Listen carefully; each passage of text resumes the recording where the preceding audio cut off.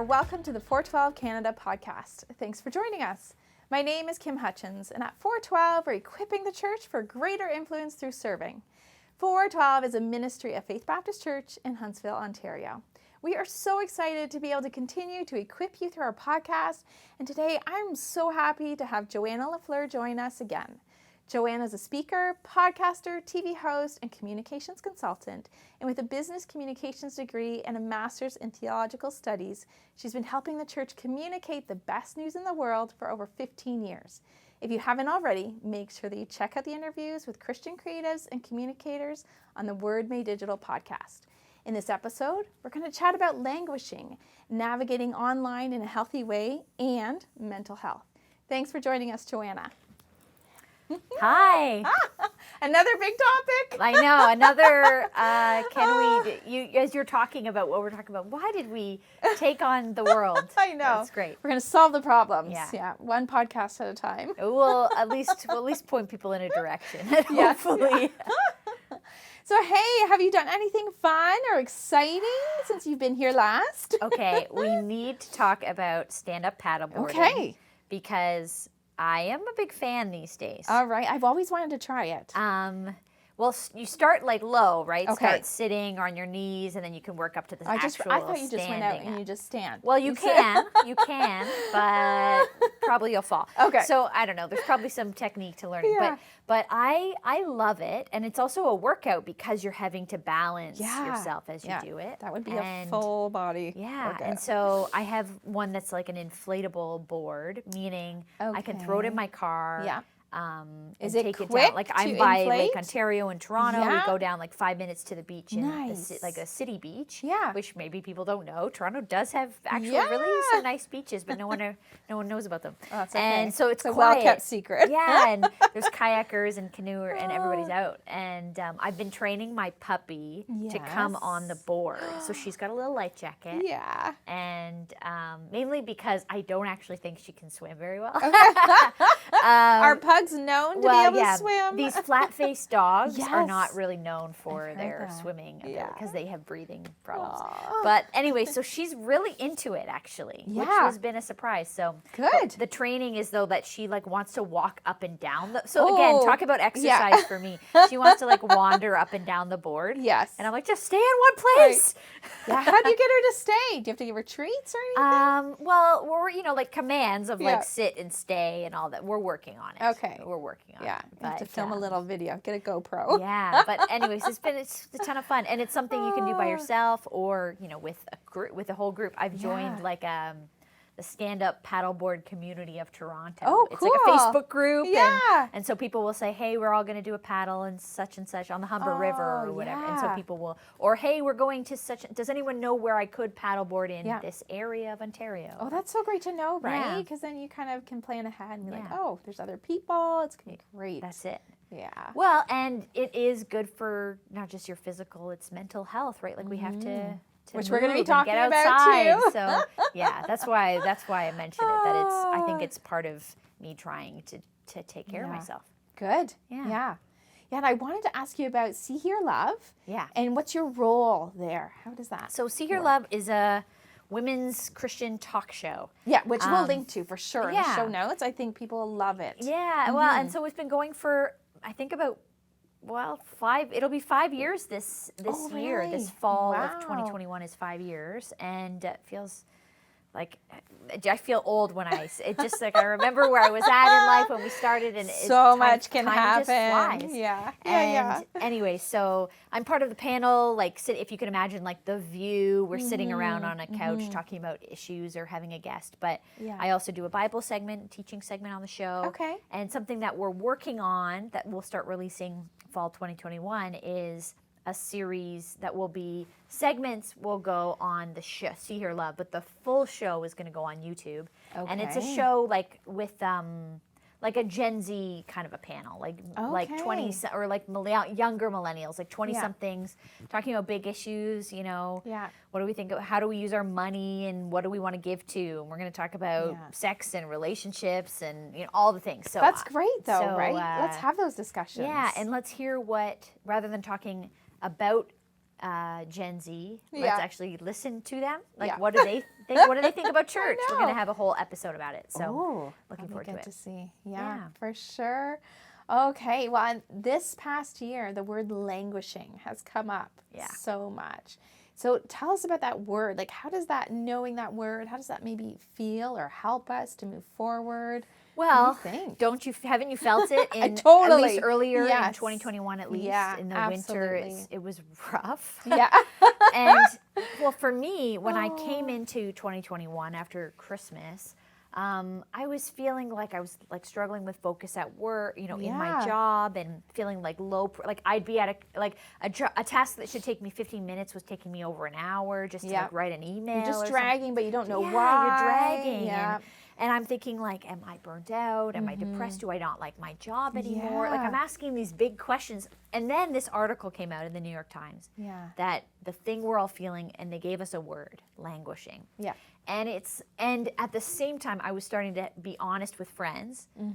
Which is this good. is how You I need was to. feeling. Yeah. And then you realize, oh, like it's not just me. I don't have bad character. I'm not lazy. I'm not in a deep depression in a meaning like in like a long-term kind of a way. This is like a thing that's hard for everyone. Yeah. And we needed a word, and it seems like a lot of us have kind of hung our hat on that word this year. It just fit it, right? Yeah. And I think defining the word, right, just kind of helps you move forward. Yeah. Yeah. Well, it's something about when you have a word for it, it loses some of its power, I think. I felt that when I could describe it, I felt more normal. Normal. I mean, normal in terms of like, oh, like it's not just me. It's a thing that's happening. I felt a little bit more in control. Yeah.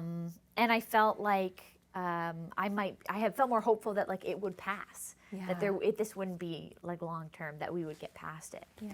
And so I think sometimes even the whole mental health discussion, when I look back 10, 15, 20 years ago and think about people in my life, like I was with some old university friends, and we were sort of like joking but not joking about how we just didn't have the vocabulary about mental health in those days.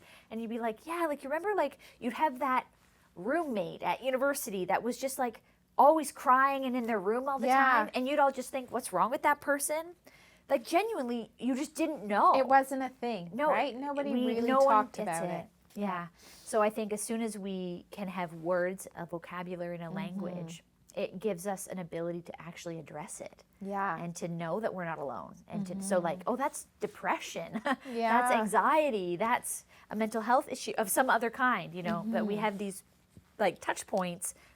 You're languishing. Oh, that's what this is. Yeah, It's that so COVID thing. Defining that, how do you move forward out of that? Yeah. Right? Well, What do you it's, think? I always think of like, the 12-step program for AA, right? Yeah. The first step is acknowledging you have a problem. I mean, for any problem, I think if we don't acknowledge it, if we can't name it, then how do we move through it? Yeah.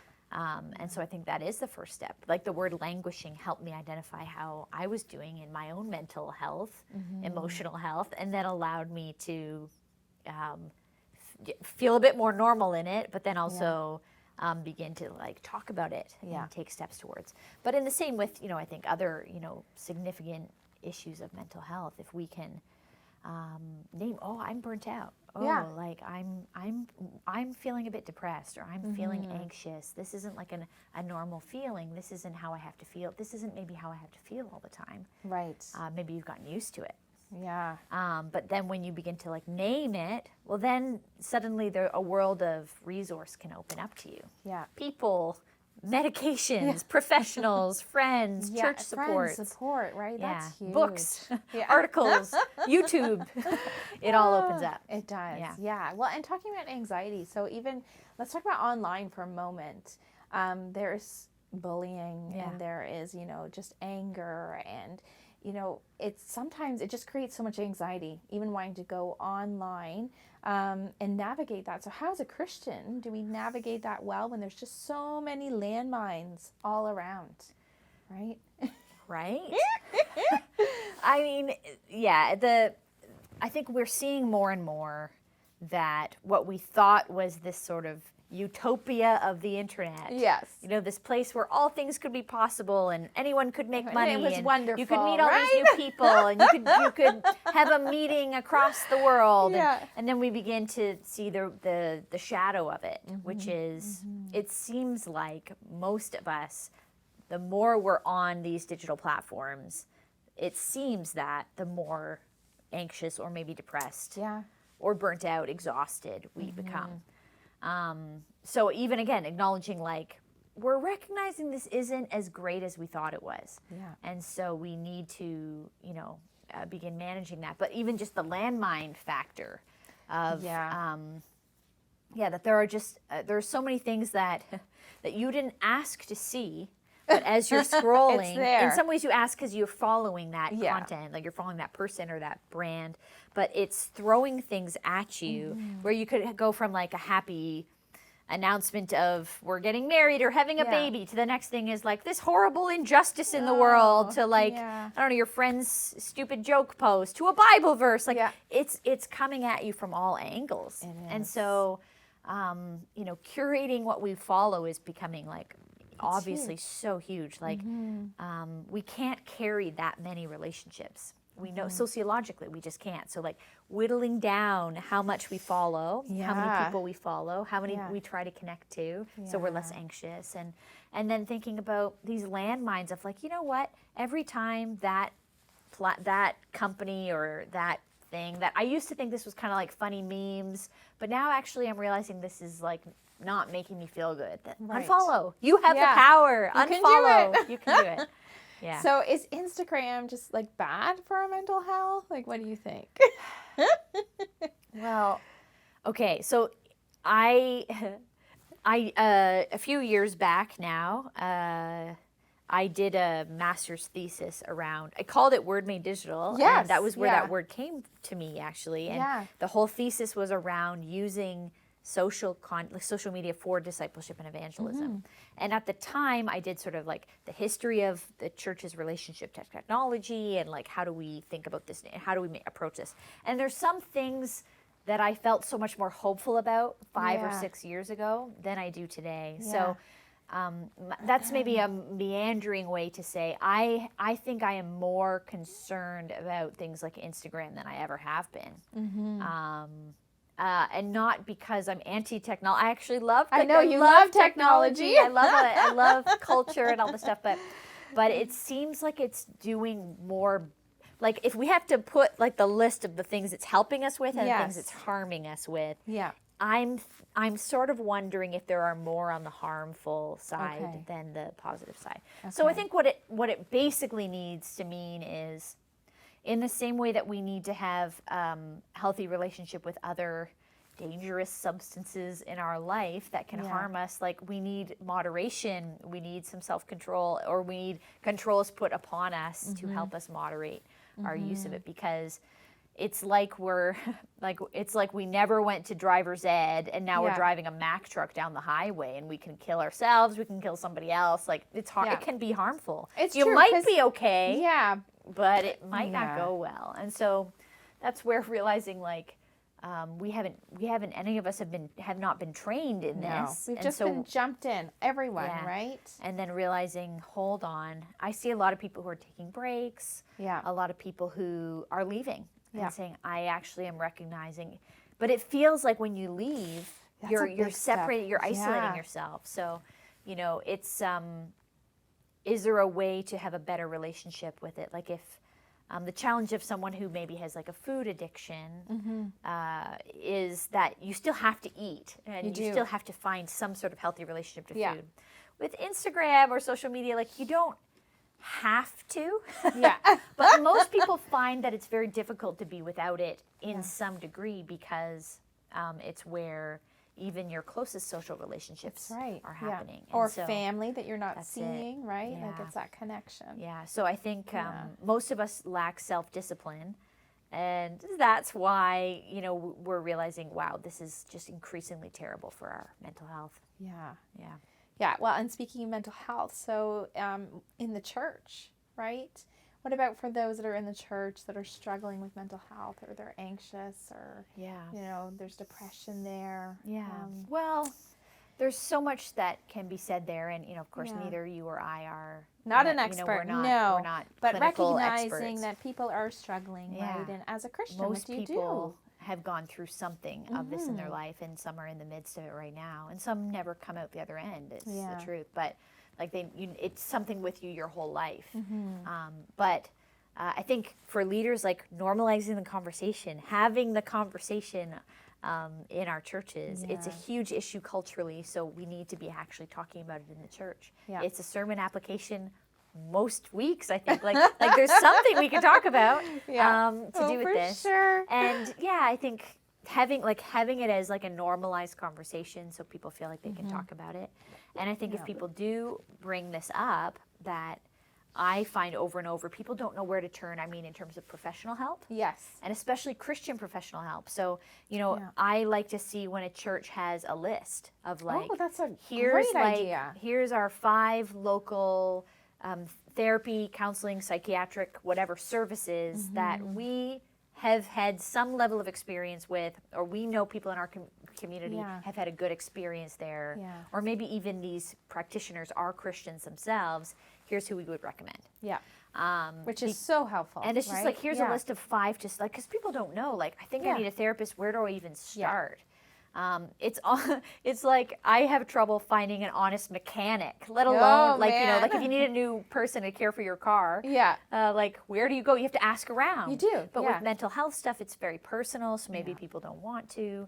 If there's a list that people can either ask, like either can be offered if they're sharing this is something they're going through, or it's just on your website. These are like just somewhere that people can recognize, and especially if you're a local, maybe you don't even attend the church, but you would appreciate their views, or you know that it's a safe place. That's it. Right? You can look there. Because the church, we provide a spiritual care, but you can't pray away all this stuff. That there's like real other factors happening that are like things that professional therapists, clinical people, medical professionals can help us with. That are trained to do it in a way that the local church is just a bridge to and the cheerleader for and support. And that doesn't mean we then stop praying or we stop supporting that person or that, in their small group or whatever. But yeah, that there are people much more equipped. Yeah. Now, I wanted to ask you, what is a favorite verse or passage that has really helped you during this time? Like when you're languishing, right? Or, what's something that has encouraged you? I mean, just generally in languishing, like you read, I mean, the beauty of like a Lamentations or a Job, those books are like full of all the hard feelings. But and the Psalms, I love Psalms because it's songs about every emotion under the sun. I know. You can relate to it. There's going to be something there. But maybe as a leader, some of the stuff that I've really found comfort in is when I read the letters of the New Testament that are like written to local churches with all the same problems that we have. Yes. Like all this crazy stuff's going on in the church and they're trying to deal with it. I'm like, this is like, it gives you context. Like, oh, right. Like life is just sometimes complex and hard, and church is complex and hard, and others have gone through this and the church survives. So like, okay, like there's even, you can find even like a bit of the dark humor in it when you read these lists of all these problems and like how Paul might address them or something.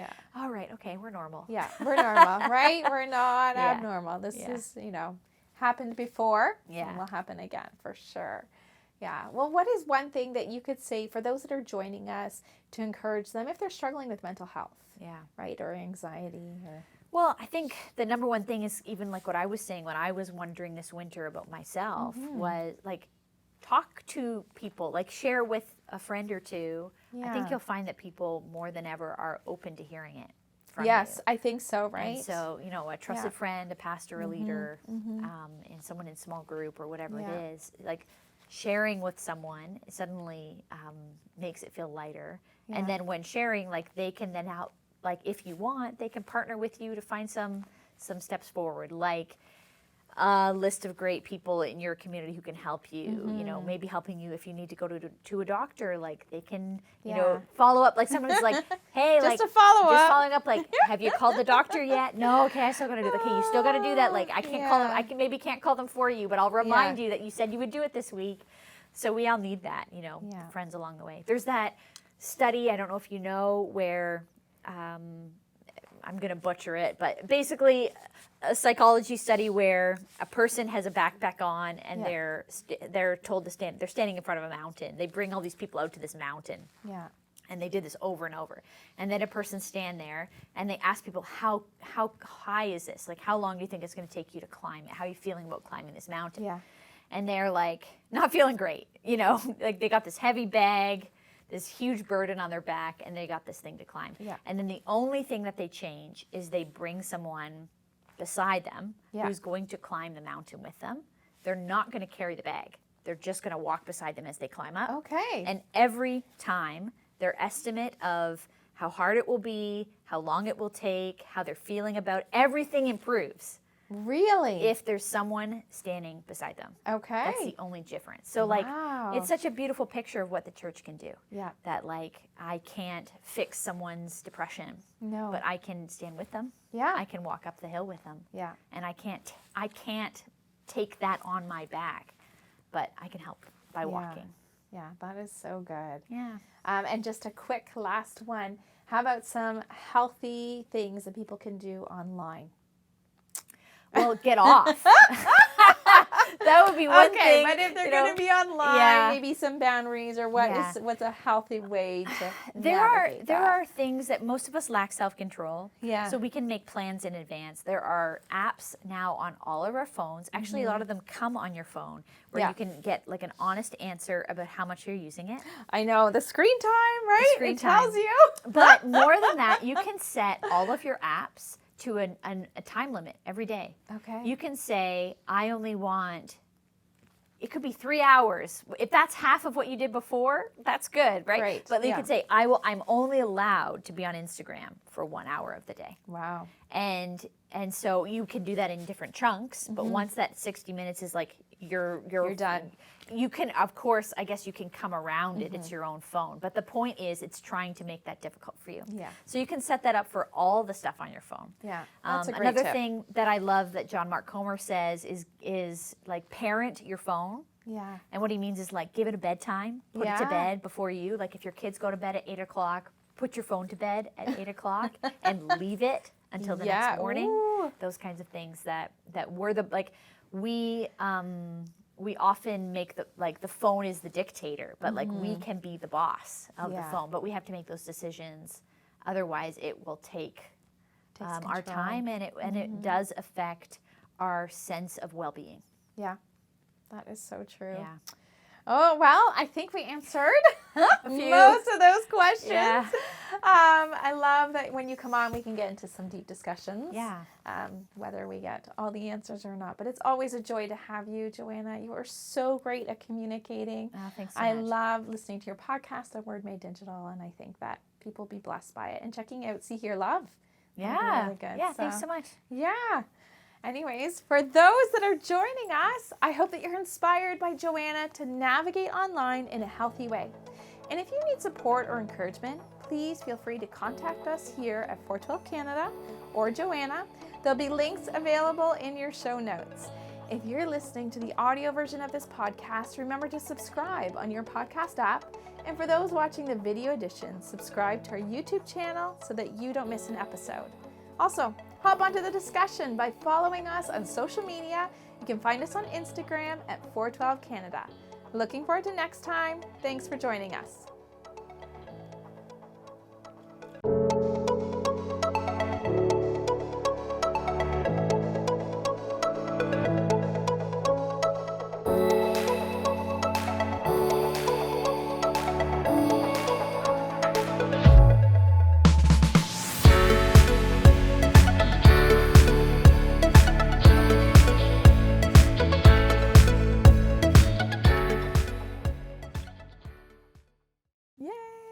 Sweet.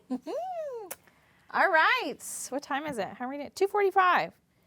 Did you want to have one more chat? What Was the other? What did we say? I think I said like, and there's a bonus. The future church. You want to talk about the what do you want to talk future about? What do you want of to talk church? about? We can talk about anything. Yeah. What do you want? You talk about Pearl, right? I love Pearl. Pearl.